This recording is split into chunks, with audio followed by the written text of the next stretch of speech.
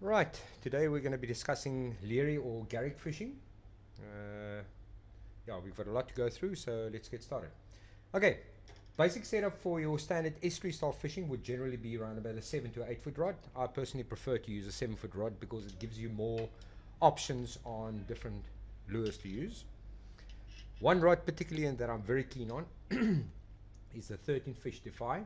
Comes in a medium and a medium heavy. I like to use the medium heavy because it's got better setting power and you've got a greater range of different lures you can cast with it. Okay, and it's got a stern spine, so you basically have a stern spine at the back and sand and a slightly softer tip action for that things like bucktail jigs and what have you, but you can still throw things like spoons. Now to match with that, you can use and this is just for example, you can use a 3000 to a 4000 grinder. I personally like to use a 3000 grinder. I think it gives you more than enough leverage lengthwise, you know, when it comes to your braids. Don't use line, use braid. But you can go up to a 4000. All depends on how stocky the rod is that you're using. So these are basically just examples of the standard type of rod and reel setup that you're going to be using. If you want to move more towards using things like spoons, you're going to need a rod with a bit more of a cast weight to it. In this case, about 1.5 ounces versus around about 3/4 of an ounce. Okay, this is Adrenaline Modularis. It's one of those diamonds in the rough and sand. This one really has sold very well. It's a brilliant little all-round rod and it comes in at a good price range. Give or take around about the 700, 800 rand class. Okay, so that's your estuary fishing as regards to your tackle. Now, if you move to your beach, in the strand in particular, around by the slipway, any area where you've got a reef or a channel running next to reefs, I prefer to use anything from 11 foot to a 14 foot rod. 14 foot rod, obviously, you've got to be very careful. You're gonna be doing a lot of casting, so you might tire yourself out quickly. So I reckon around about 11, 12 foot should do. Anything up to about a 4, maybe even a 5 ounce cast weight. I've had good success with spoons in the general area, but now over the last couple of years, we've had a lot of advancements on the different types of tackle that you can use. You know, your paddle tails, your soft plastics, your jerk baits, subsurface jerk baits, bucktail jigs. You can go to town and some of the different varieties of things that you can be using. And there I would probably, as opposed to using in your estuary 7 to 10 kilo leader line, Maxima being a beautiful one to use, I find that to be pretty much the original fluorocarbon. Brilliant stuff. It's never done me wrong. I've used it for 44 years with great success. But if you're going to go beach fishing, this in particular, the Siglon FC in a 44 pound, is my go-to. It's got a very low stretch factor, very good hook set factor, and of course you've got the translucence and your line stays pretty much straight. So yeah, that is, to me, it's a must-have.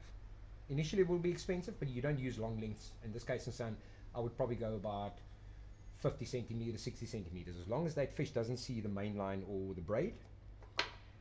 Braid-wise, very good value for money. Not the highest end of braid and sand, but very good for the starter offer. You're looking around about the 200 rand price range. This is the SFX.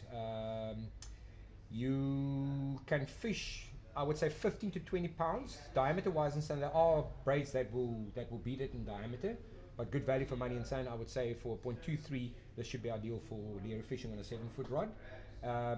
Yeah, it's got a very good hook set, 8X, that I would use. Beach wise, I would throw either 30 pound or 40 pound braid, or you can go up to fishing lines with a low stretch factor or lower stretch factor like your Kingfisher lines, but that would be for the bigger spoons, because the spoon in the water and sand will pretty much stretch that line to its maximum torsion, and so you'll seem to be getting a proper hook set on that. Now, next would be hard body lures, estuaries. Now these are a few of the new toys. From a year or 3 back, Skitter V's by Rapala, very good, very nice side to side action, a lot of belly flash. That one's very good, including for grunter fishing, depending on the color that you're using. Their latest range would be these that you get in different sizes, pencils from the 87 right up to the 127s. Scale patterns, there's so many different variations of this one. It's been doing very well this winter, funnily enough, and so they've been taking a lot of top water in the estuaries.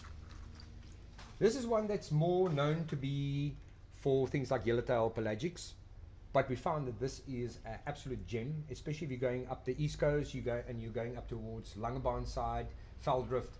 This one is very nice because it's got a very hexagonal top of a flash, so no matter which way it moves, it's got a flank and sound that will send a flash, almost like a broken mirror kind of an action. Very good castability. It's almost like the triple X range and sound with a long cast function. So very, very good lure. Very good for using off the surf as well. Poppers, although I'm not a great fan of poppers for Leervis because they lose interest in it very quickly. You do find up the East Coast and up Langebaan and those areas that they do seem to prefer poppers as well. And there seems to be a very big influx of Leervis in our estuaries at the moment, which gives you a lot of more options going on holiday and so at least you can have a lot of fun. Right, hard body baits. Let's start with the long cast. Rapala. This one I like to use more in the open surf, around the Strand area. Works very well, and then of course up the coast as well. They use it for cob, they use it for Leervis. It's pretty much an all-rounder. So it's a walk the dog action but subsurface. So it will have the broad side-to-side motion underwater.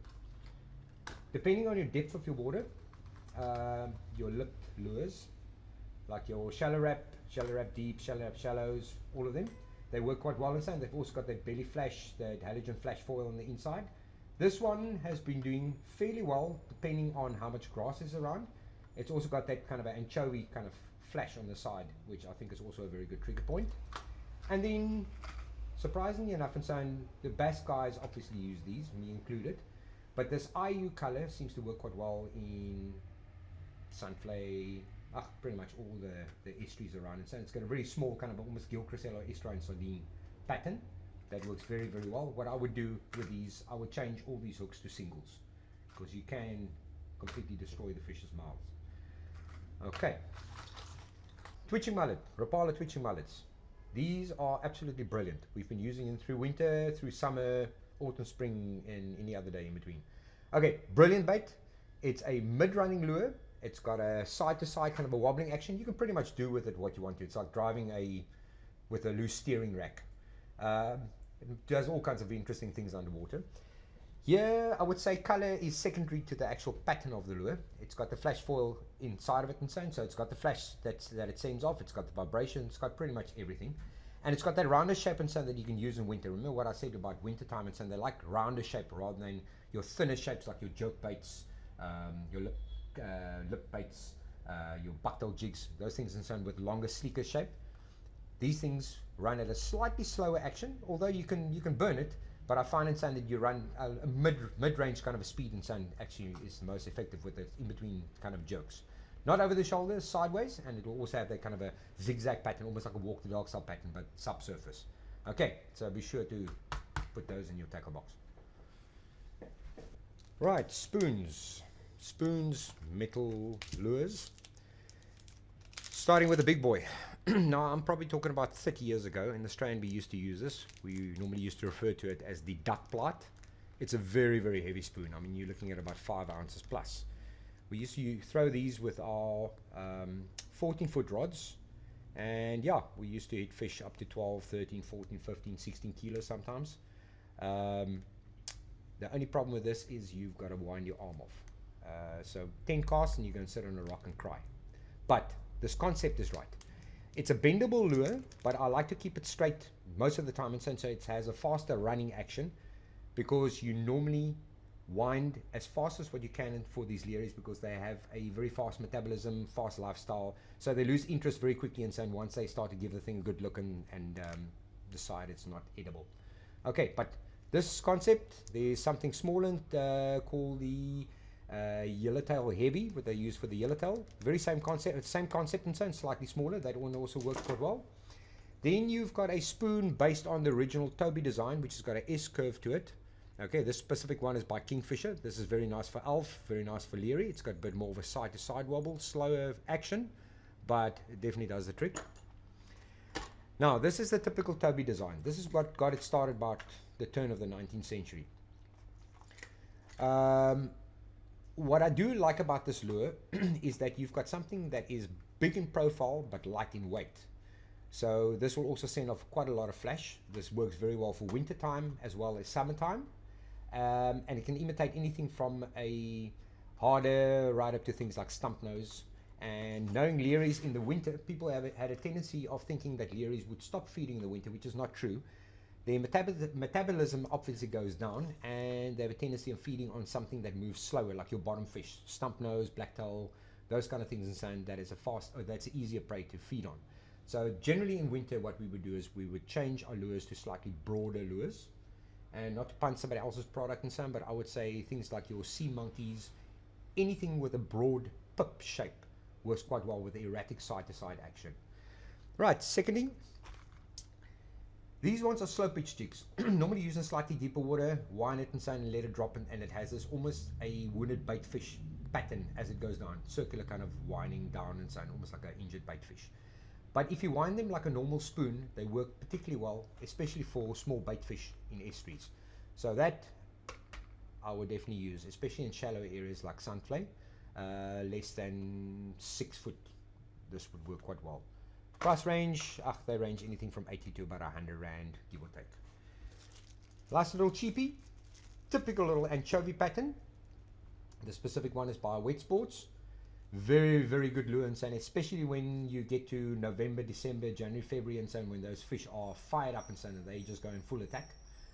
This little 30 odd Rand lure is absolutely amazing. I always have a handful of these with me wherever I go, because anything pretty much eats this. Then, Fishman. This anchovy comes in quite a few variations. I think it's about 3 or 4 different sizes of this one. So they use it for yellowtail, they use it for pretty much anything. Now this one's got the flash on the inside, so visually it's very, very attractive underwater. It's a very fast action lure, so you can wind it very fast. Right, soft plastics. Let me do the great unveil on this one. That's the big boy. Okay, 50 Rand. Where can you get a lure like this for 50 Rand? Already built in weight, everything. Very nice as a trolling lure. Very nice as a lure to throw in the open surf. I think this thing is going to absolutely kill the season. Again, strand reefs. That's going to be a very, very good lure to use. And your 3 to 4 ounce range. Less known ones and so on to the guys outside the fishing field. Live target. Now, remember what I said about wintertime when they eat rounder shape? That would be the ideal shape. Now, this is a bluegill pattern and so on, but to a Leary and so on, he couldn't care less if it's a bluegill or a stump nose pattern. He basically looks at the overall pattern. You'll see it's got a thick, chubby little tail and so on. It sends off a lot of vibration, gets picked up by the lateral sideline of the Learys very quickly. All right. Now, this year, we have sold fortunes for these, or tons of these. This is called the Goby. Same as with the other ones. It's got the built-in hooks inside of it. Very fast rapid tail action. Fairly weedless. I would say it can get snagged in the weed and some, but fairly weedless. Again, 50 Rand. Normal price at most of the other places, you're looking at 120, 130 Rand for these. 50 Rand all day long. I mean, you can even have your 5-year-old fishing with that. Also gratefully successful. Now, bread and butter lures. Don't leave home without it. 4-inch for your shallow estuaries. 5-inch open surf, even up to 6-inch. Paddle tails, standard. Rig your own hooks. In this case, the Wild Sports ones. Okay, I like to use, I would say, quarter to, 3/8 quarter, somewhere around the inside, so you don't have too fast of a sinking action. So you can do all kinds of different stuff. Bend your rods, turn your rod sideways, give it jerks, hop, pop it, skip it, crank it. You can do all kinds of different stuff.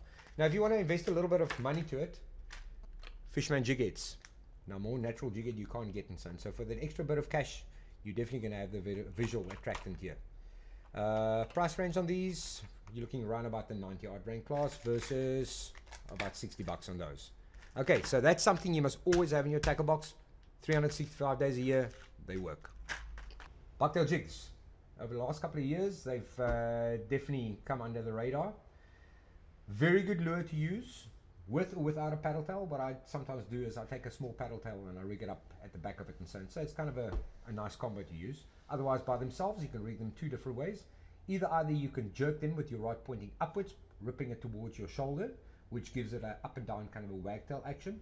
Or you can bend your rod sideways at around about a 45-degree angle, I would say. Give it the same type of rip and say what's going to happen when you're winding it fast. It's going to go up and down and as a sideways kind of a movement.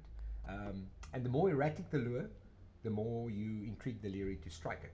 So this is purely for warmer water conditions. Otherwise, the Leary will strike it or try to slap it with his tail, and you get a lot of miss strikes or your tail hooking. Okay, but again, as with the paddle tails, it's an absolute must.